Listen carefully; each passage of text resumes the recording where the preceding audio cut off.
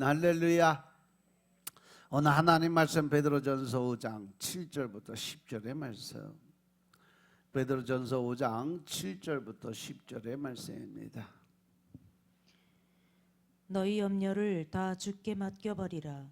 이는 저가 너희를 권고하심이니라. 근신하라 깨어라. 너희 대적 마귀가 우는 사자같이 두루다니며 삼킬 자를 찾나니 너희는 믿음을 굳게 하여 저를 대적하라. 이는 세상에 있는 너희 형제들도 동일한 고난을 당하는 줄을 알미니라. 모든 은혜의 하나님 곧 그리스도 안에서 너희를 부르사 자기의 영원한 영광에 들어가게 하시니가 잠깐 고난을 받은 너희를 친히 온전케 하시며 굳게 하시며 강하게 하시며 터를 견고케 하시리라. 아멘. 할렐루야. 우리 하나님 참 좋으신 하나님이십니다. 이 시간도 하나님의 은혜와 평강이 여러분들과 여러분의 가정과 직장과 사업장 그리고 여러분의 자녀들까지 하나님의 은혜가 흐르고 넘치도록 채워지길 주의 이름으로 축원합니다. 아멘. 자, 우리 따라합니다. 난 예수님 안에서 모든 사람들을 이해하고 용서하고 사랑하겠습니다. 자, 우리 선포의 기도 드립니다. 나사렛 예수의 이름으로 명하노니 내 안에 가난의 영, 채무의 영은 떠나갈지어다. 내 앞에 하나님의 축복을 가로막는 모든 악한 영들은 속히 떠나갈지어다. 내 죄로 인해서 나를 떠나갔던 모든 영권, 인권, 물권은 속히 회복되어 돌아올지어다.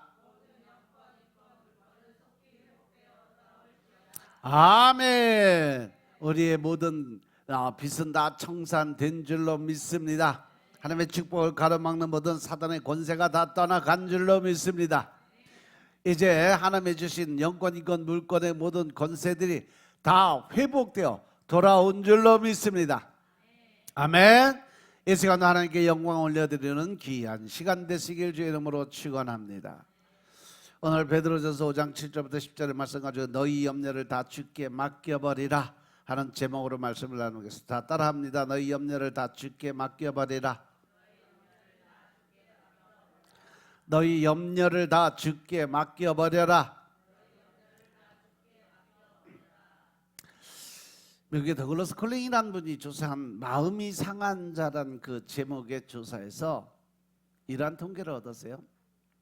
그는 아내가 세상을 떠난 지 6개월이 안 된 한 4,500명의 호라비들을 이렇게 해서 사망률을 조사를 했는데 그 결과 호라비가 혼자 살아갈 수 있는 확률이 같은 연령들 부부가 같이 사는 사람들에 비해서 죽을 수 있는 확률이 40%가 넘는데요.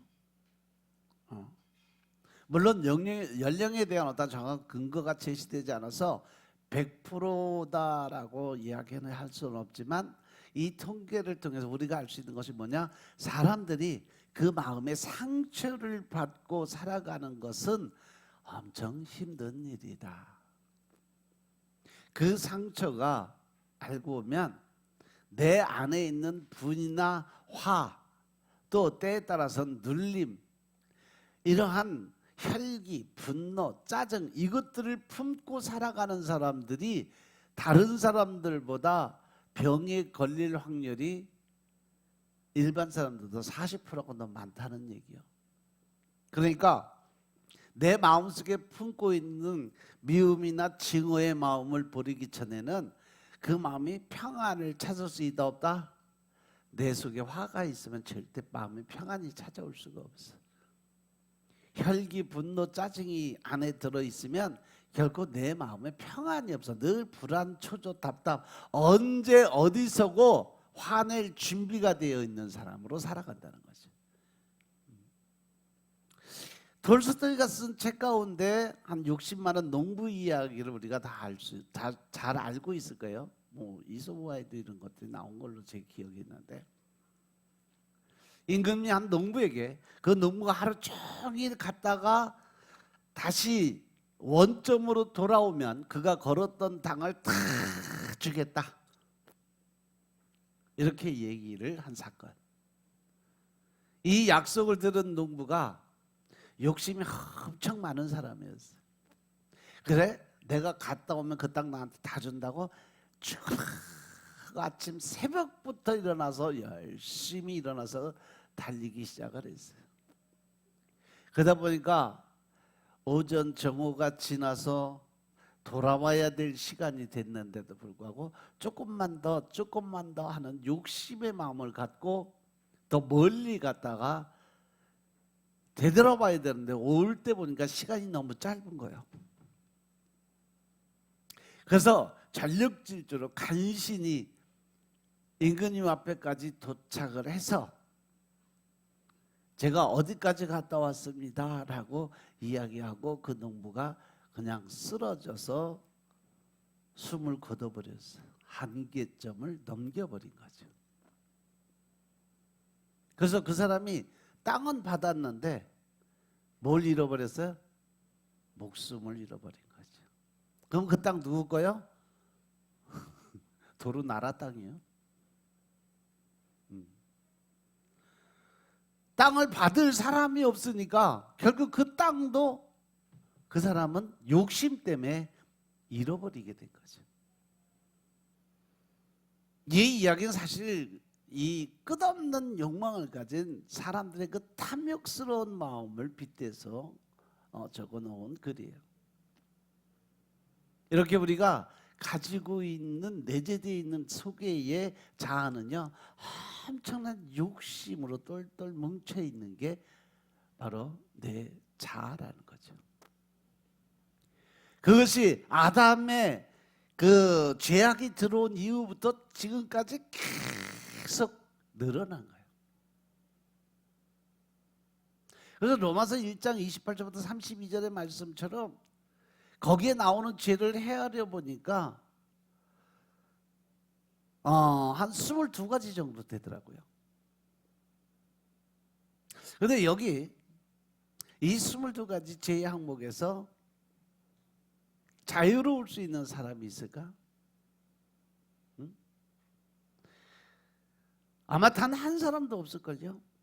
따라서 그것들은 사도 바울이 로마에 있는 어떤 성도들에게 편지를 써보낼 당시에 로마 사람들에게만 해당되는 것이 아니라 인류 역사를 통틀어서 존재했던 모든 사람들에게 해당된다는 걸 우리가 알 수 있어요. 로마서는 하나님을 떠난 인간의 타락한 마음, 즉 상실한 마음이라고 지칭을 해요.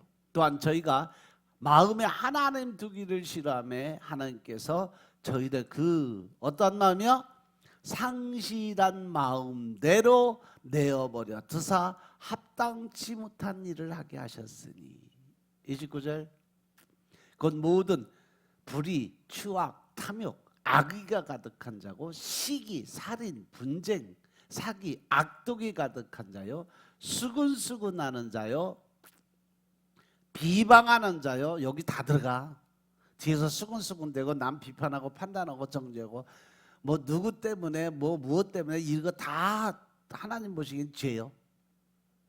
또 하나님의 미워하시는 자요, 능욕하는 자요, 교만한 자요, 자랑하는 자요, 악을 도모하는 자요, 부모를 거역하는 자요, 우매한 자요, 배약하는 자요, 무정한 자요, 무자비한 자라.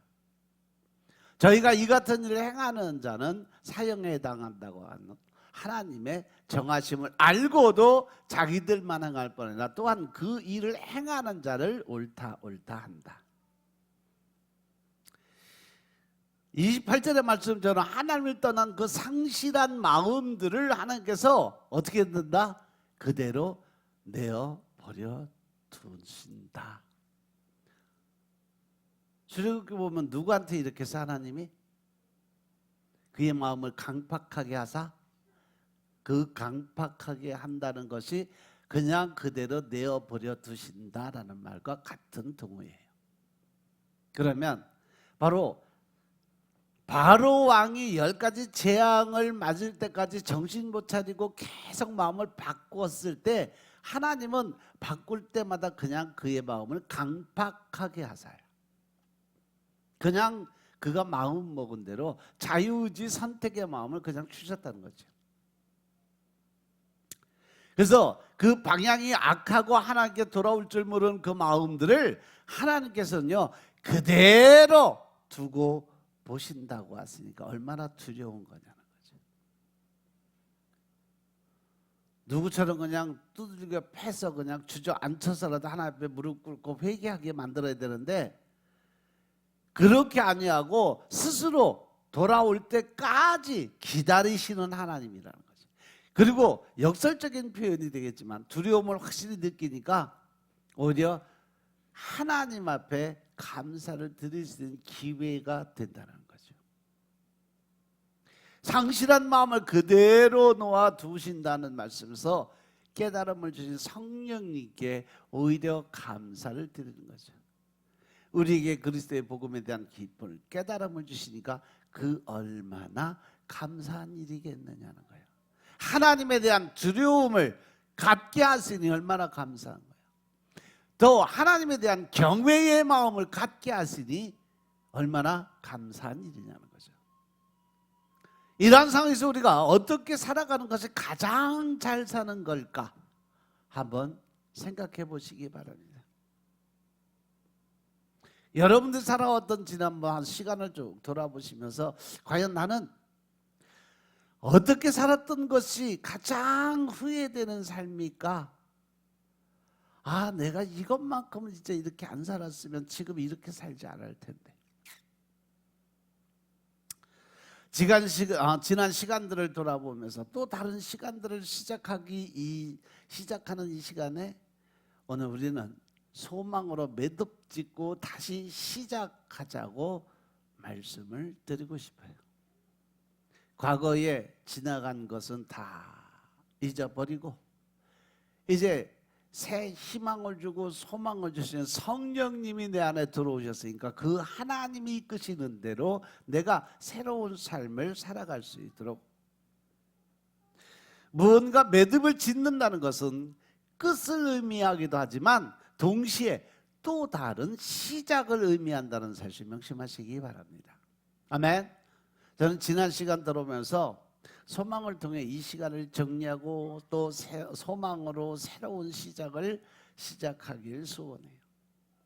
세상을 살아가는데 가장 큰 힘이 있다면 그것을 우리가 바라보는 소망이에요. 내가 무엇을 정해놓고 그 목표를 향해서 반드시 이룰 수 있다는 거, 그 안에 내 안에 하나님이 계시니까 내가 할 수 없는 그 일을 성령님이 대신하니까 나는 그 일을 반드시 이룰 수 있다는 소망을 가졌을 때 가장 큰 힘과 능력이 나타날 수 있음을 믿으시기 바랍니다. 아멘. 그래서 소망이 있는 것과 없는 것 사이에는 큰 차이가 존재를 해요. 소망이란 말의 헬라어를 찾아보니까 믿을 수 있는 기대다라는 의미를 가졌어요. 소망이 믿을 수 있는 기대다. 사람이 음식을 먹지 않고 뭐 몇 주간은 살 수 있어요? 제가 아무것도 안 먹고 물만 먹으면서 40일을 견뎌봤어요. 물론 하나님이 강제로 어거지로 시켰으니까 40일 금식을 했지. 근데 아예 물도 마시지 않고도 최소한 일주일에서 열흘까지는 살 수 있다고 그래요. 사람이 가지고 있는 정신력으로. 산소가 없어도 뭐 한 5분, 뭐 많이 가는 사람은 10분, 제주 해녀들은 보통 들어가면 뭐 12분에서 15분을 물속에 들어갔다 나온다 하죠. 그러니까 산소가 없어도 인간의 한계 15분에서 17분까지도 살 수 있어요. 그런데 만약에 여러분들 삶 속에서 소망이나 희망이 없다면 어떻게 되겠냐는 거죠. 얼마나 살 수 있을까?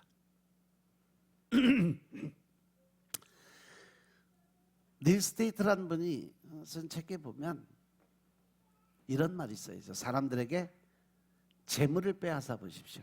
그를 방해하는 것이 됩니다. 사람에게서 목적을 빼앗아 보십시오. 속도를 늦추는 것이 됩니다. 그런데 사람에게서 소망을 빼앗아 보십시오.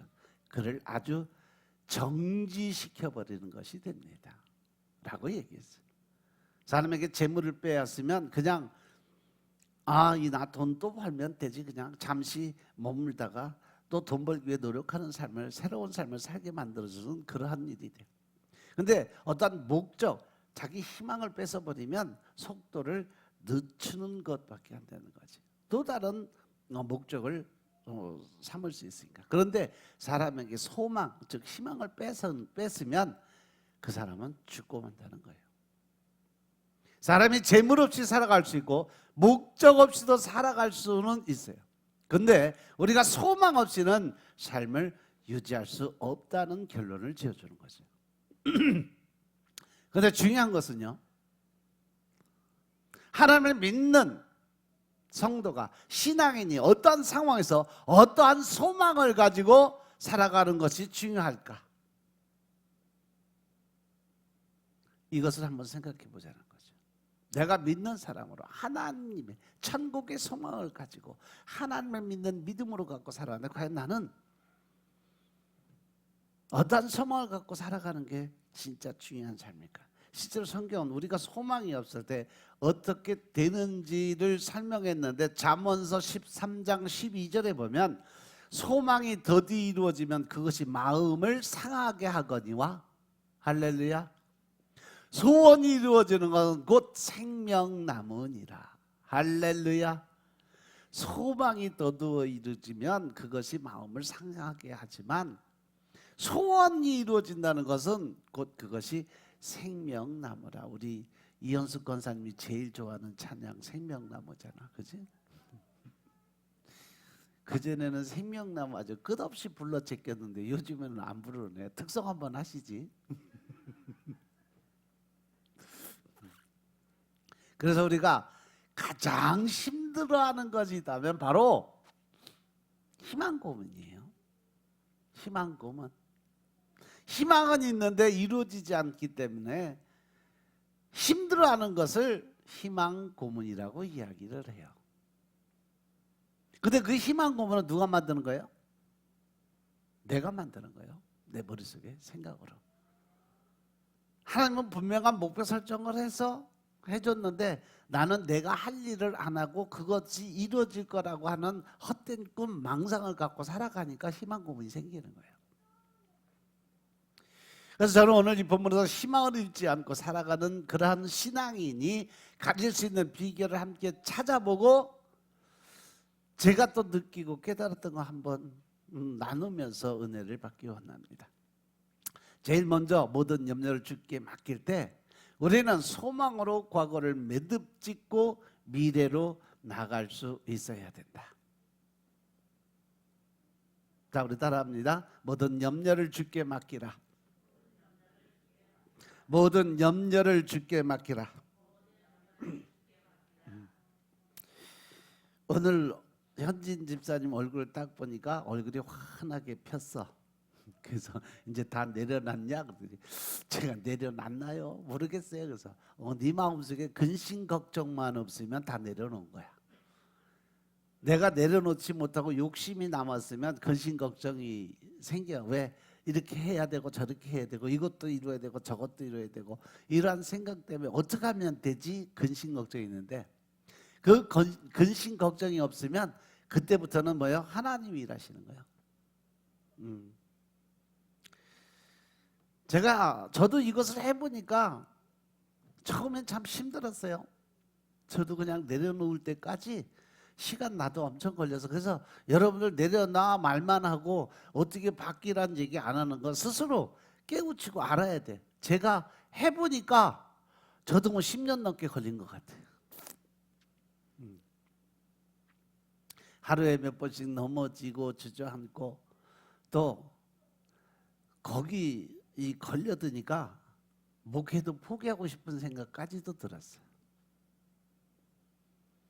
목사고 누구보다도 믿음으로 살아보려고 노력은 하고 살아가지만 그것이 곧 현실 생활 속에서 맞닥뜨리고 나니까 포기하고 싶을 때가 없었다는 거 아니에요. 그때 나도 그런 시간이 지나갔어.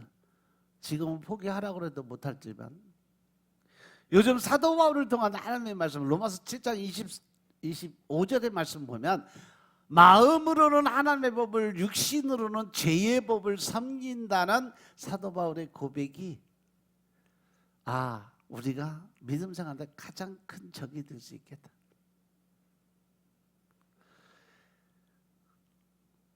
내 자신이 마음으로는 하나님의 법을, 육신으로는 죄의 법을, 내가 마음속에 즉 하나님을 믿는 믿음을 가지고 하나님을 바라봤을 때는 하나님의 방법, 하나님의 뜻대로 살기를 작정을 해. 근데 문 열고 나가서 세상으로 나가면 바로 세상적인 생각, 판단, 그리고 세상적인 일들에 먼저 신경을 쓰게 만드는, 이게 바로 양면성이라는 거예요. 그러다 보니까 늘 하나님 앞에 뭐가 많아져? 불평불만이 많아진다는 거죠. 다른 사람들 앞에서는 그냥 웃으면서 괜찮다고 좋다고 이야기는 하는데 정작 혼자 돼서 혼자 조용한 시간을 갖고 생각하고 또 책을 보고 성경을 읽으면서 얼마나 내 자신과 싸우고 있는지 몰라요. 근데 이것도 알고 보니까 불신앙이요. 왜냐하면 여기서 까딱 잘못해서 생각형이 끌려가면 불신앙의 자리로 나가니까 하나님이 심판받을 일이라는 거지. 그래서 이 생각의 영에 딱 붙들리면요, 늘 혼란 아니면은 게으름, 그 중간에 아무 생각도 없이 만들어서 사람을 멍청하게 만들어. 그 사람들이 가끔 보면 맹할 때가 있어. 그게 영과 육의 싸움에 딱 중간에 화독에 딱 서 있는 사람의 모습이에요. 내가 정신 차려서 말씀으로 들어가서 기도를 드리고 하나님 안에 들어오게 되면 내가 영적인 사람으로 완전히 확 바뀔 수가 있고, 만약에 여기서 맹한 상태에서 그냥 그 맹한 거에 끌려가다 보면 계속 머리 아프고 온몸 허리 팔다리 다 쑤시고, 그리고 의욕이 떨어지니까 자꾸 게을러져. 뭐든지 하기 싫어져. 귀찮아져. 그럼 그 다음부터 하나님하고 멀어지는 거죠. 지금 여러분들이 겪는 증상들에 대해서 하나님이 설명해 주는 거예요. 아마 고개 끄덕끄덕 하는 사람들 여기 있어. 사실 대부분의 사람들 어려움을 당하면 근심을 하게 돼 있어요. 심지어 근심하면 안 된다고 스스로에게 말을 하면서도 근심 걱정은 안 떠나. 왜? 생각에 붙들려 있으니까. 그래서 사도도 베드로전서 1장 6절에서 우리에게 근심하지 말라고 이야기를 해요. 그러므로 너희가 이제 여러 가지 시험으로 말미암아 잠깐 근심하게 되지 않을 수 없지만 오히려 크게 기뻐한다. 그래서 우리는 늘 어려움을 통해서 시험을 당할 수 있다. 그 시험이 사단이 주는 시험도 있지만 하나님이 우리에게 우리의 믿음의 영적인 테스트를 위해서 주시는 시험도 있다. 근데 주님은 우리에게 마태복음 6장 34절에 보시면 뭐라고 하냐? 그러므로 내일 일을 위해서 염려하지 말아라. 미래에 대한 세상에 욕심의 마음을 갖지 마라. 내일 일은 내일 염려하고 한낱 괴로움은 그날로 족하다. 즉 내일은 영원한 내일, 우리 인생에 결코 찾아올 수 없는 날이 무슨 날이요? 내일이란 단어예요. 근데 사람들은 다 항상 오늘 못하면 내일 하지, 그 얘기는 난 영원히 그 일 못할 거야, 안 할 거야, 이 이야기하고 똑같은 얘기라는 얘기죠. 최소한 우리가 살아가는 이 테두리 안에서는요, 오늘 하루의 삶을 위해서 최선을 다해서 노력하는 삶을 살아야 된다. 오늘 못하면 내일 하지, 그거는 내일이란 단어는 영원히 우리 앞에 없으니까 절대 난 그 일을 안 할 거야 하고 고백하는 거와 똑같은 얘기예요. 그래서 오늘 해야 될 일은 반드시 오늘 끝맺는 습관을 갖는 여러분들 되시길 주님을 축원합니다. 아멘. 여기서 우리가 먼저 생각해 보기 원하는 것은 소망의 적이 무엇인가? 소망을 무너뜨리는 것이 뭔가? 그것이 바로 염려라는 거죠. 그러면 먼저 우리가 진지하게 생각해봐야 될 게 뭐냐? 염려가 뭐라는 거예요? 염려가 과연 무엇일까? 염려라는 단어를 보니까 갈라놓다라는 말과 마음이란 단어가 합성어가 된 게 염려예요. 염려, 근심. 그렇다면 결국 염려라는 것은 우리 마음을 갈라놓고 나누어 버리는 그러한 의미를 가지고 있어요. 그래서 염려는 감정을 갈라놓기 때문에 안정을 찾을 수 없다는 거죠. 염려는 이해력을 갈라놓기 때문에 확신이 없어요. 늘 긴가민가, 맞나 틀리나. 염려는 의식 능력을 갈라놓기 때문에 관찰력이 부족해. 그러다 보니까 확신, 안정이 찾아올 수 없다. 염려는 판단력을 갈라놓기 때문에 태도와 결단력이 흐려진다는 거죠. 따라서 염려는 결단력을 갈라놓기 때문에 목표를 향해 지속적으로 나아갈 힘을 뺏어버린다는 거죠. 알고 보면 염려, 근심이 아주 못된 놈이에요. 사람이 가장 살아가는데 필요 없는 단어가 염려, 근심이에요. 따라서 염려라는 것은 마음을 상하게 하고 하는 일이 실패하고 오해하기 잘하고 의심하고 불행한 상태에 빠지게 되는 원인이 되는 것이 염려, 근심이라는 사실 명심하시기 바랍니다. 이러한 염려를 우리 주님은 하지 말라고 하셨어요. 이 염려하는 것에 대해서 야고보서 1장에 보면 야고보서 1장 6절부터 8절 말씀 보겠습니다. 야고보서 1장 6절부터 8절 말씀.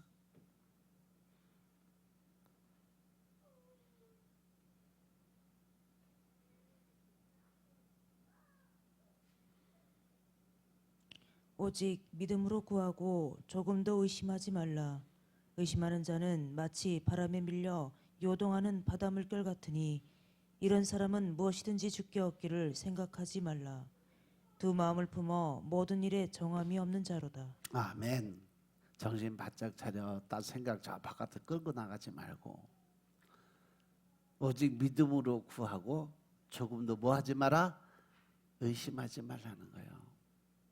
의심하는 마음이 염려, 근심하는 마음이고 의심하는 자는 마음에 정함이 없어. 늘 이랬다 저랬다. 이러한 사람은 하나님께 뭔가 얻을 생각하지 마라. 왜? 두 마음을 품어서 모든 일에 정함이 없기 때문에 그렇다. 그럼 우리가 소망을 간직하기 위해서 어떻게 해야 될까? 제일 먼저 염려, 근심을 버려야 할 줄로 믿으시기 바랍니다. 아멘. 오늘 베드로 사도를 통해서 하나님의 말씀을 이해하면 염려를 주님께 맡겨버리는 거예요. 힘든 일이 있을 때마다 남편을 사진을 꺼내보면 힘을 내고 하는 한 자매가 있었어요. 주변의 사람들은 그 자매의 모습을 볼 때마다 너무도 부러웠어요. 아무리 큰 어려움의 상황에 있어도 남편의 사진 한 장만으로도 힘을 내는 그 자매의 남편 사랑에 모든 남편들은 남편들대로 아내들은 아내들대로 부러워하는 마음을 가졌어요. 하지만 실제 내용은 그게 아니었어요. 그 남편이 하도 속을 썩여서 아무리 힘들어도 그 남편의 사진을 보면 그래도 이 인간이 속 썩이는 것보다 내가 지금 낫지 하면서 힘을 얻고 살았다는 거죠. 즉 바라보는 관점에 따라서 그 사람들이 생각하는 것과 내가 가지고 있는 마음이 전혀 틀리게 생각할 때가 너무 많다는 거예요. 여러분들이 남들을 바라볼 땐 다 잘 사는 것 같고 행복한 것 같고 남들을 바라보면 다 그냥 다정스러운 것 같은데 내 삶을 보면 저 윈수 같은 저 남편 윈수 같은 그런데요 그 사람들 집에 가보면 똑같아요. 나하고 똑같이 살아. 오히려 나보다 더 힘들게 사는 사람들 더 많아. 이것처럼 그 집사님은 자기 남편이 하도 속을 새겨서 윈스덩어리가 속 새기는 것보다 그래도 내가 지금은 낫다. 그래 아무리 힘들어도 이기자. 그러고 살았는데 남들이 볼 때는 그 남편 맨날 사진 보면서 힘내서 열심히 사는 모습 보고 부러워했대잖아. 생각의 차이가 있는 거예요. 뭐 물론 웃자고 한 얘기인지 모르지만 세상의 공중의 권세 잡은 자는 우리가 소망을 포기하기를 바라고 있어요. 그렇게 만들려고 우리를 늘 우는 사자와 같이 공격할 준비를 하고 있다는 사실 명심하시기 바랍니다. 여기에 생각형에 붙들리면 우리는 그냥 헷가닥 자빠지는 거예요. 이럴 때 우리는 우리의 염려 근심을 다 주님께 맡길 수 있어야 된다는 사실 명심하시기 바랍니다. 설마 우리 주님이 그 어느 누구의 남편보다 못하겠느냐는 거죠. 우리에게 힘 주시지 않겠냐는 거죠.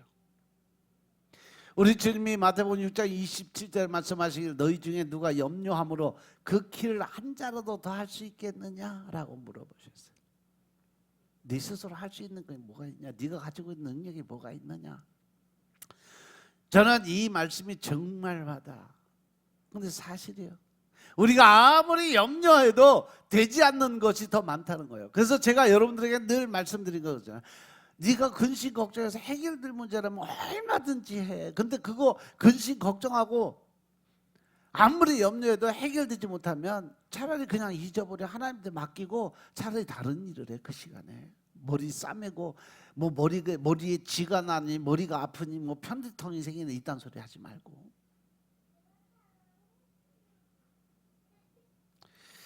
물론 계획도 있어야 돼. 하지만 안 되면 어떡하지 하는 염려하는 것은 하나님의 뜻이 아니라 마귀 사단이 갖다주는 생각인 것임을 깨달으시기 바랍니다.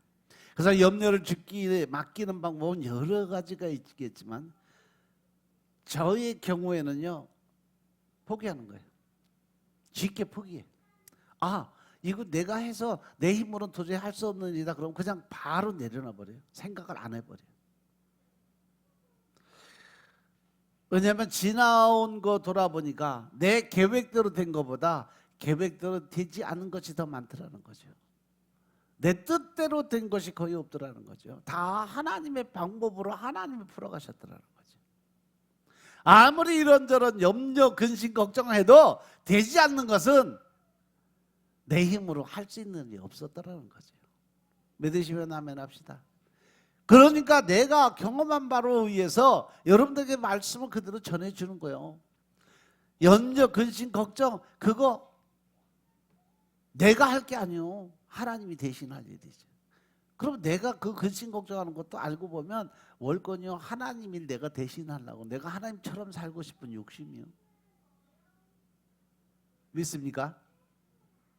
따라서 우리가 소망을 붙잡고 살아가기 원하신다면 혹 지난 시간 동안 우리가 염려로 말미암아 부정적인 곳에 잡혀 있었다면 이제 염려의 매듭을 풀고 소망의 매듭을 잡고 나아갈 수 있는 여러분들의 삶이 되시길 주님으로 축원합니다. 하나님이 주시는 희망이 있어요. 꿈이 있어요. 또 하나님이 세워준 목표점이 있어요. 그거 붙들고 나가세요. 그 가장 좋은 방법을 베드로 사도가 뭐라고 그랬냐? 베드로서 5장 7절에 보니까 너희 염려를 다 주께 맡기라. 이는 그가 너희를 돌봐주시기 때문에. 할렐루야. 하나님이 나를 지켜 보호해 주시니까 염려 근심은 내게 아니고 누구 거다? 하나님 거라는 거예요. 그래서 하나님한테 다 맡기라고 하는 거예요. 믿으시면 아멘 합시다. 그래서 소망의 시작은 내가 하나님을 믿고 하나님에게 나의 염려를 맡기고 나아가는 데부터 시작이 되는 게 소망이에요. 아멘. 한번 여러분들 살아오면서 지금까지 내가 안에 있는 염려, 근심이 무엇인지는 모르지만 이루어지지 않았던 소망, 그래서 염려가 되어진 그것을 오늘 우리 주님에게 맡겨 놓으시고 새로운 시간을 맞이할 수 있는 여러분들 되시길 주님으로 축원합니다. 아멘. 두 번째로 뭐냐? 소망을 보고 나아가는 길은 전쟁의 길이다. 신앙인으로 살아간다는 것을 다른 사람들은 어떻게 이해하는지 모르지만 저는 신앙인으로 살아가는 것은 전쟁터에 군인의 입장으로 서 있는 것이다 라고 생각을 해요. 왜? 하나님은 우리에게 늘 원하는 삶이 뭐예요? 영적인 싸움의 주인공이 바로 너다라고 말씀하세요. 그래서 에베소 6장 10절 이하에 보면 너희들이 싸울 것은 혈과 육, 세상 싸움이 아니다. 너희들이 싸울 것은 바로 영적인 싸움을 해야 된다라고 말씀하셨어요. 사도 바울도 디모데에게 뭐라고 그래요? 디모데후서 2장 3절에 보면 너는 그리스도 예수의 좋은 병사로 나와 함께 고난을 받을 거다라고 얘기를 해요. 디모데가 바로 가장 젊은 나이에 10대 청년의 나이에 목사가 된 사람이에요. 그래서 너는 예수의 좋은 병사로 나와 함께 고난을 받는다라는 얘기를 한 거예요. 이 말은 한마디로 그리스도인들은요, 예수 믿는 사람은요 바로 그리스도의 뭐다? 군사다, 군인이다, 이런 말이에요. 오늘 보면 우리가 영적 싸움 상태에 놓여 있음을 분명하게 알게 해줘요. 베드로서 5장 7절 8절 보니까 너희 염려를 다축게 하고 이는 저가 너희를 권고하는 것이고 또 근신하라 깨어라 너희 대적 마귀가 우는 사자와 같이 두루다니며 삼킬 자를 찾고 있다라고 말씀하셨어요. 그만큼 우리가 깨어서 정신 차리고 있으면 우리에게 소망을 잃지 않는 방법이 바로 그거다라고 알려주고 있는 거예요. 근신하라는 것과 깨라는 거예요. 이들 단어는 각기 두 단어지만 그 속에 담겨진 뜻은 한 가지 공통적인 뜻이 있어요. 지켜본다라는 의미예요. 즉 소망을 지키는 가장 중요한 방법은 눈을 부릅뜨고 지켜보는 것이라는 거죠. 보여지는 현상을 보고 소망을 갖는 것이 아니라 보이는 현상 뒤의 것까지 보면서 소망을 품는 것이 중요하다. 즉 히브리서 12장 1절의 말씀처럼 믿음은 보이는 것의 실상이고 보이지 않는 것의 뭐다? 증거다. 눈에 보이는 것 실제로 나타날 수 있는 능력이지만 보이지 않는 것을 보이게 나타나서 증거로 보여줄 수 있는 그것이 바로 믿음이라는 거예요. 믿으시면 아멘 합시다. 왜 그러냐? 소망은 우리 하나님 우리에게 주시는 은혜이기 때문에 그래요. 데살로니가후서 2장 16절의 말씀 보시면 우리 주 예수 그리스도와 우리를 사랑하시고 더 나아가서 영원한 위로와 좋은 소망을 은혜로 주신 하나님 우리 아버지께서, 소망이 하나님의 은혜라고 하면 우리는 그 은혜를 받아 누릴 자격이 있는 자다라는 거죠. 다만 그 소망을 이루는데 방해가 되는 일을 사단이 하고 있다는 것이요. 누가 뭐래도 하나님은 우리가 이기기를 소원하고 계시는 분이심을 믿으시기 바랍니다. 우리는 늘 항상 이 영적 싸움에서 이기는 자리에 서 있어야 돼요. 왜?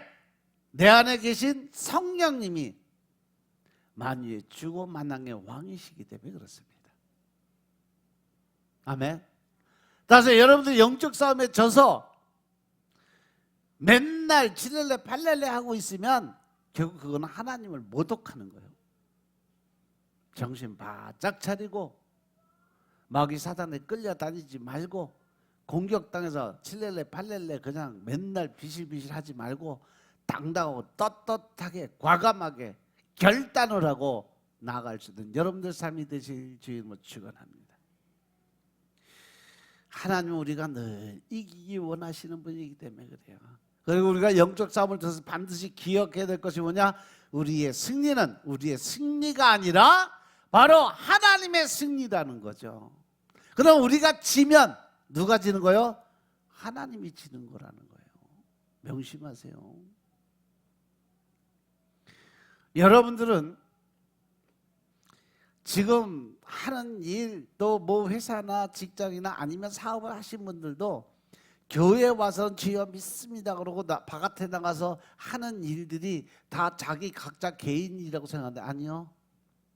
사업장도 하나님이 허락하신 거예요. 하나님의 이름으로 나가는 거예요.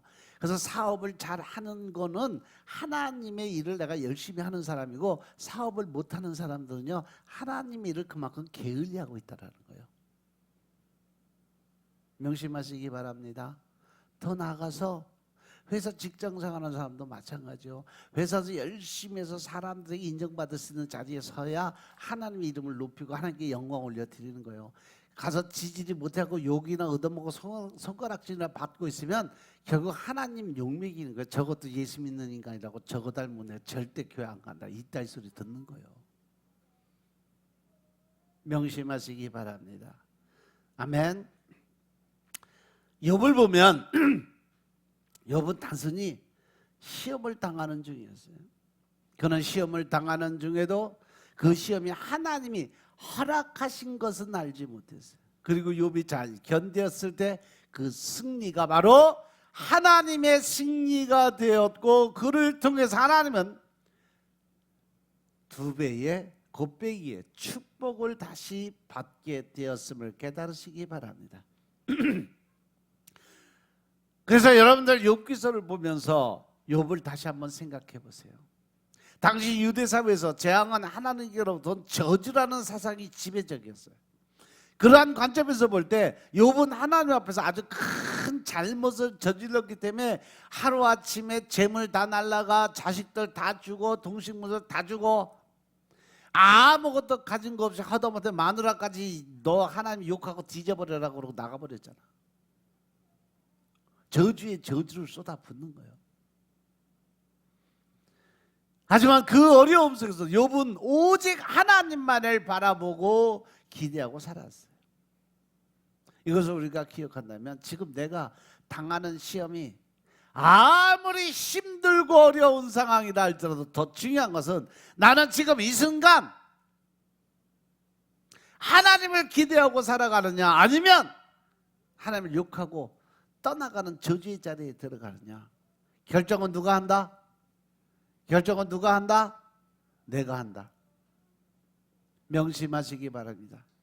더 중요한 것은 하나님은 내가 이 시험을 이길 것을 기대하며 나를 응원하고 바라보고 계신다는 거죠.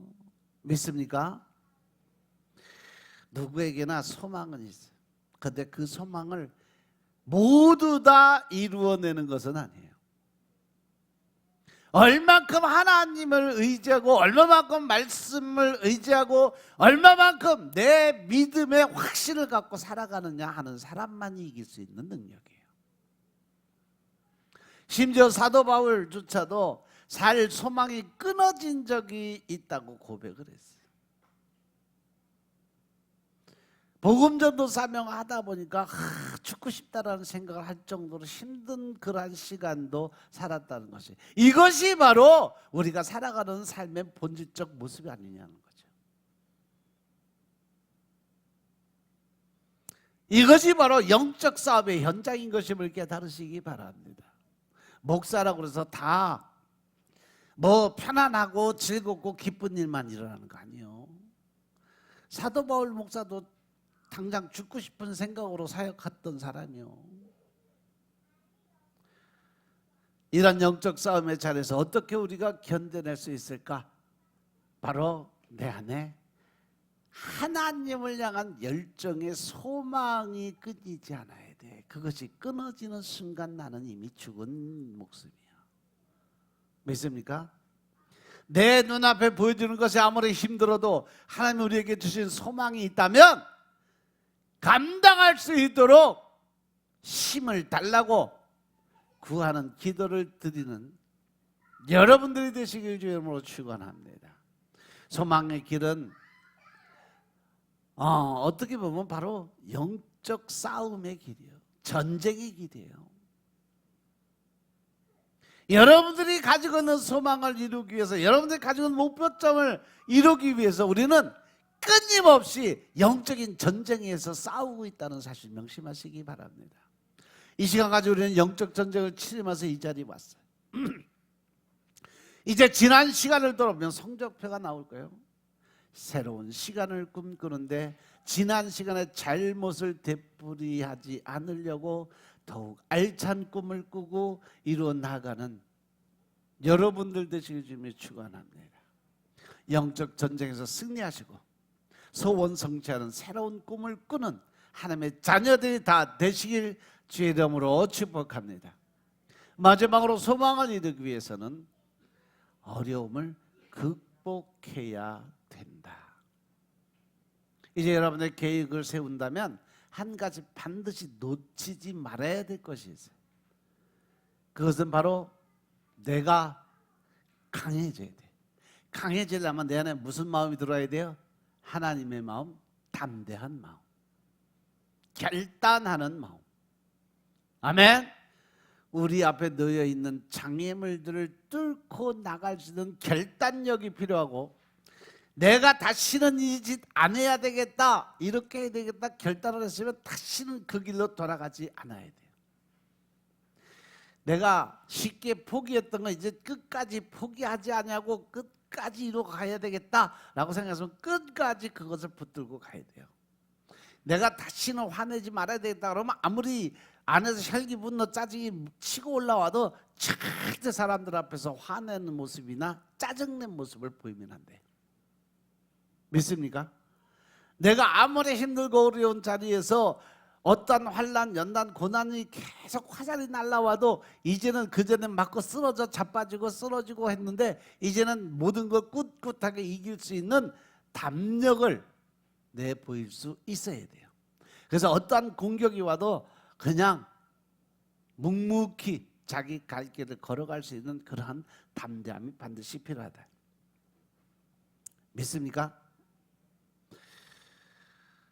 전에 텍사스 레인저스와 계약을 한 추신수 선수 아내가 뭐라고 얘기했냐면, 내가 가장 가까이서 지켜봤으니까 이 말은 자신 있게 할 수 있습니다. 추신수 선수는 충분히 고생했고 충분히 힘들었고 지금 상황을 충분히 즐길 수 있는 자격이 있는 선수다라고 남편을 세워주는 그러한 자리에 있었어요.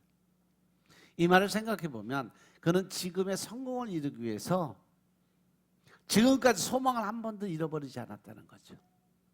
그 소망을 향해 나가는 길에 놓여진 모든 장애물을 이기기 위한 노력을 아주 끊임없이 했기 때문에 그가 미국에서도 가장 유명한 이 야구의 프로에 거기서 살아남을 수 있는 그 계기를 마련할 수 있었다는 거죠. 아멘.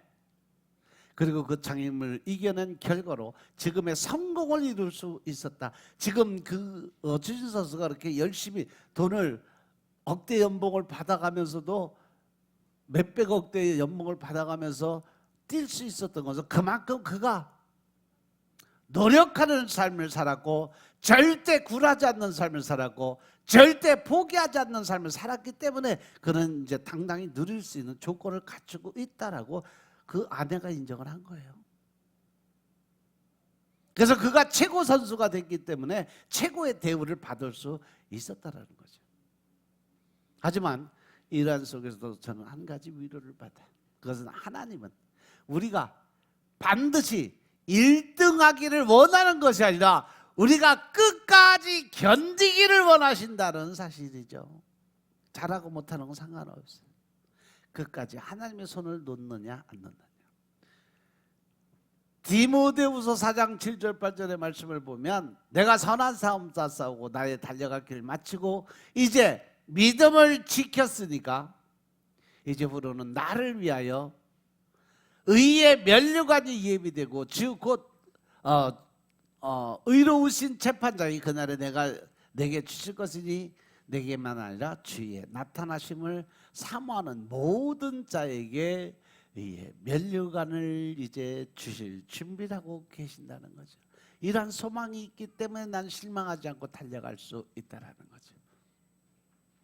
사도 바울은 이 말씀 속에서 우리에게 달려갈 길을 마쳤다라고 표현을 했어요. 1등, 2등을 얘기하지 않았어요. 그죠? 주님은 우리를 세상과 다른 기준으로 평가하신다는 사실 명심하시기 바랍니다. 그저 우리가 우리 앞에 있는 장애물을 잘 극복하고 끝까지 십자가 붙들고 나가서 천국문 열고 들어오길 기대하고 계시는 하나님이시다. 사람은 누구나 다 어려움을 겪고 살아가요. 절망 앞에서 있다 보면 믿음을 통해 보여지는 희망이 보입니다. 어려움 앞에 서면 우리의 믿음이 보여져요. 오늘 말씀이 우리에게 무엇을 말하는지 베드로서 5장 10절의 말씀 보면 모든 은혜의 하나님 곧 그리스도 안에서 너희를 부르사 자기의 영원한 영광에 들어가시니가 잠깐 고난을 받은 너희를 친히 온전케 하시며 굳게 하시며 강하게 하시며 털을 견고케 하시느니라. 이것을 우리가 봐야 될 것은 고난은 어느 정도 당해야 하는지 하는 것을 사도 바울은 우리에게 언급을 하고 있어요. 잠깐 하나님의 계획 안에 있는 우리의 고난은 그리 오래 걸리지 않는다는 것. 잠깐. 아니면 우리가 감당할 수 있는 고난만 주신다. 야고보서 3장의 말씀이에요. 만약 우리가 감당할 수 없는 고난이라면 우리에게 무슨 길도 준다? 피할 길도 이미 예비해 놓으셨다라고 말씀해서 야고보서 말씀을 통해서 우리에게 주신 말씀이에요. 이러한 상황에서 우리가 참된 신앙인이라면 하나님의 일하심을 반드시 믿어야 된다는 사실 명심하시기 바랍니다. 잠깐의 고난 뒤에 주시는 은혜를 바라보시기 바랍니다. 친히 온전케 하시며 굳건케 하시며 강하게 하시며 털을 견고케 하시리라. 사도 바울을 통해서 하나님께서 우리에게 이런 말씀들 로마서 5장 3절 4절 보니까 다만 이뿐 아니라 우리가 환난 중에도 즐거워하나니 할렐루야. 믿음 안에 사는 사람, 희망과 소망을 갖고 사는 사람은요, 아무리 어려운 역경 환난 속에서도 뭘 가져야 된다? 즐거움이 있다. 왜? 이것은 환난은 인내를, 인내는 연단을 소망을 이루게 만드는 것을 알고 있기 때문이다 라고 말씀하셨어요.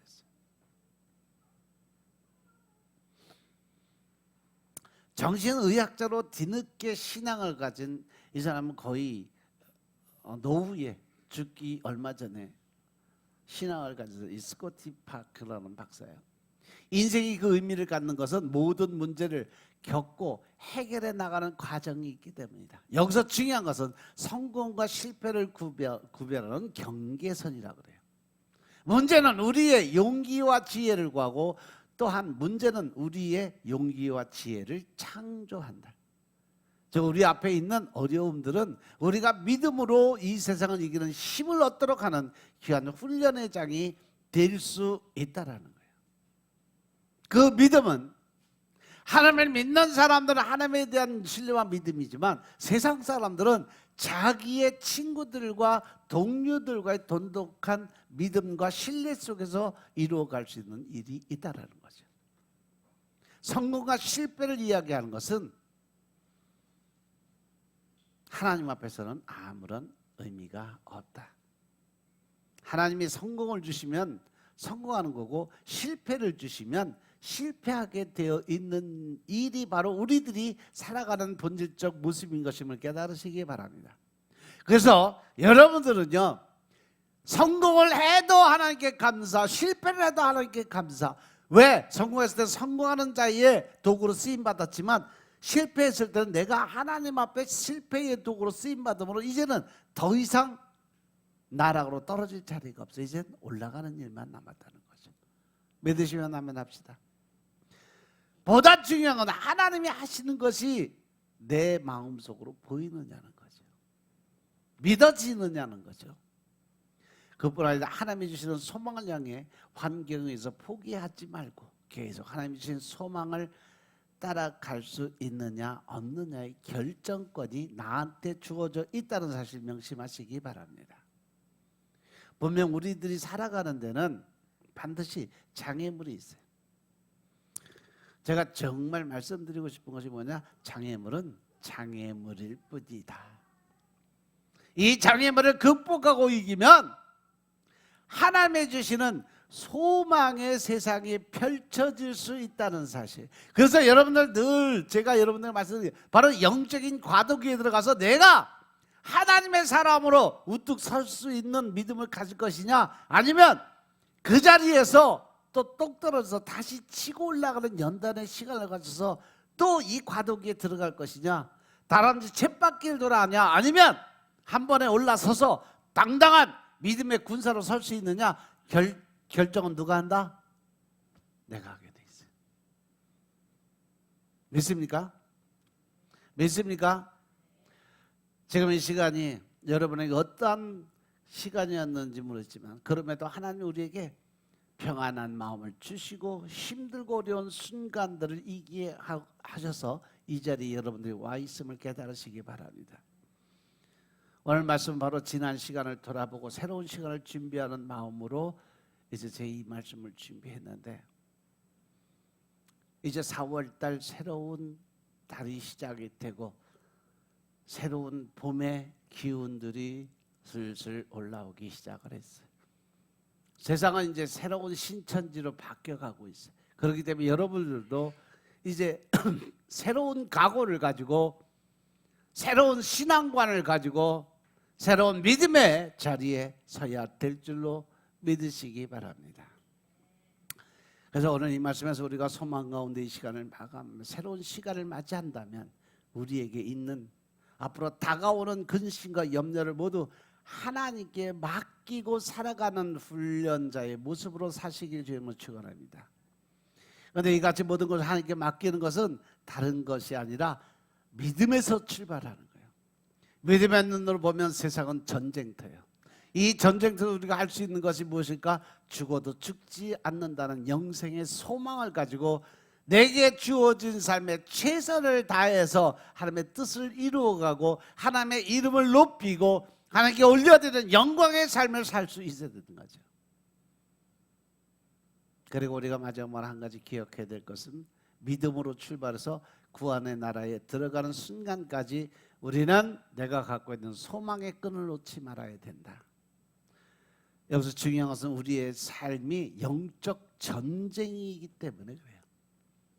사탄은 우리를 포기하게 하려는 모든 방법을 사용을 해서 우리에게 실망과 좌절의 마음을 갖다 주고 쉽게 포기하게 만들어요.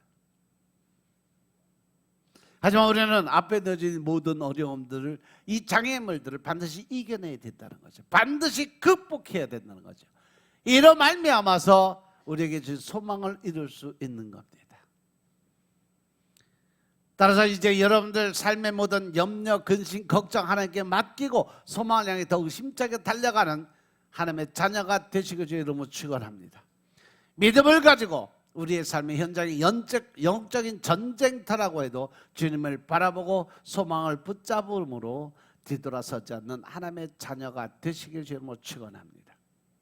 이 과정에서 모든 힘든 일이 있겠지만 모든 염려, 근심을 다 맡기고 우리 생명을 지켜주신 하나님을 믿고 모든 것을 맡김으로 주어진 어려움을 넘어 하나님이 우리에게 축복으로 주시는 그 소망의 복을 날마다 받아 누리며 감사드리는, 그래서 아무리 힘든 가운데도 기쁨으로 찬양이 흘러 넘치는 여러분들의 삶이 될 수 있기를 주의 이름으로 축원합니다. 아멘. 기도드리겠습니다. 아버지 하나님 감사드립니다. 오늘도 우리가 믿음 안에서 하나님의 뜻을 깨닫고 우리가 가지고 있는 모든 염려, 근심, 걱정의 시간들이 이제 하나님 나라의 영광을 위해서 쓰임받게 하시니 감사합니다.